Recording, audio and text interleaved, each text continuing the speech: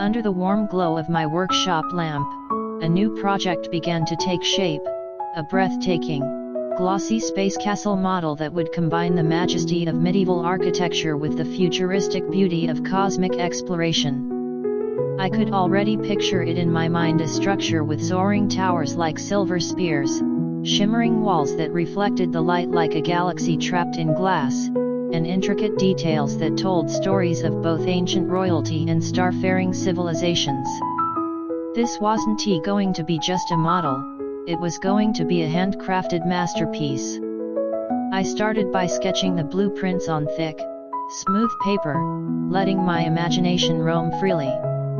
The castle's main body would be shaped like a cluster of domes connected by slender bridges, each topped with spires pointing toward the stars.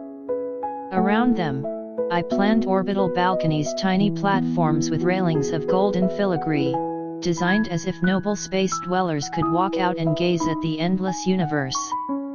The base would be circular, mimicking the look of a small asteroid or moon fragment, but polished to a mirror-like shine. This way, the structure would feel both rooted and otherworldly. Once the design was ready, I gathered the materials. For the walls and towers, I chose high-quality resin that could be sanded to a smooth finish and painted to a dazzling gloss. I prepared sheets of metallic foil for the roofs, fine mesh for the windows, and small LED lights to mimic the glowing interior of a living fortress. A set of micro brushes and precision tools sat ready on my table, waiting to bring every tiny detail to life. The air smelled faintly of glue, paint, and fresh possibilities.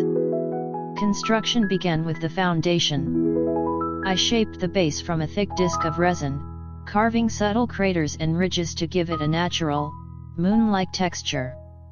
Then I coated it in a layer of reflective silver paint, followed by a pearlescent glaze. Under light, it shimmered with an iridescence reminiscent of stardust. I embedded tiny LED bulbs along the edge, so the base would glow softly from below, almost as if the castle hovered above a halo of cosmic light. Next came the walls. I cut and sanded each section with care, making sure the seams were nearly invisible once glued.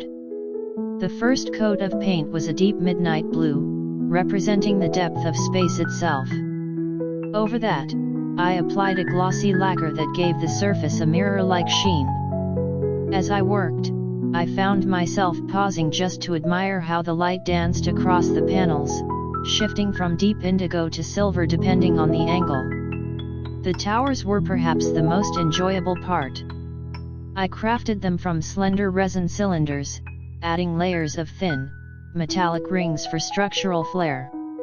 Each tower's spire was a carefully tapered needle, painted in platinum silver and tipped with a tiny crystal bead that caught the light like a distant star. Some towers featured tiny balconies with intricate railings made from twisted strands of golden wire I shaped by hand with tweezers. It was painstaking work, but it made the castle feel alive with architectural richness. For the windows, I used transparent film painted with the faintest hint of amber, so when the LEDs inside were switched on, they glowed warmly against the cool exterior. I cut the film into perfect tiny ovals and set them into micro frames. Placing each one felt like adding a soul to the castle, light by light, room by room. The roofs required a different approach. I laid down a base of silver foil, then overlaid it with hand-painted geometric patterns inspired by constellations. Each pattern was drawn with a fine-tipped pen dipped in metallic ink, creating roof surfaces that not only gleamed but also told stories and symbols, tales of voyages through wormholes, battles among asteroid fields, and coronations under alien skies. Assembling the pieces together was a moment of pure satisfaction. The walls clicked into place around the base, the towers rose tall and proud, and the bridges spanned gracefully between structures. I took care to hide the wiring for the LEDs inside the walls, so when the lights came on, the effect was magical, a glowing, radiant fortress adrift in the silent void. But the final touch was what truly made it a masterpiece. I crafted a transparent dome from clear acrylic to encase the entire model, representing an atmospheric shield.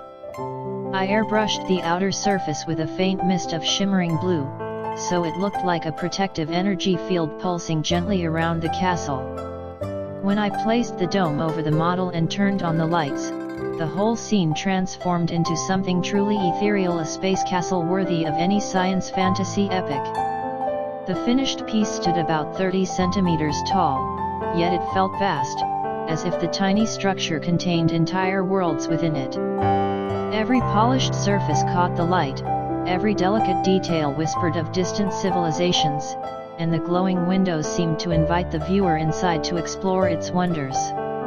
It wasn't just a decorative object, it was a story frozen in time, a window into an alternate universe where royalty reigned among the stars. As I stood back to admire my work, I felt the quiet joy that comes from turning imagination into reality through patient craftsmanship. My hands still bore smudges of paint, and my table was littered with scraps of foil, bits of wire, and tiny tools, but the space castle gleamed proudly in the center, commanding attention. I imagined it sitting in a glass display case, catching the eyes of anyone who passed by, making them wonder who lived there, what adventures unfolded beyond those glowing windows, and what secrets lay hidden among its spires. Building the glossy space castle model had been more than a creative exercise, it was a journey. It taught me the value of precision, the magic of light and reflection, and the way beauty can emerge from 100 small, careful steps. Most of all, it reminded me that in the quiet moments of making, the boundaries between fantasy and reality blur, and for a little while, you can hold a piece of the cosmos in your hands.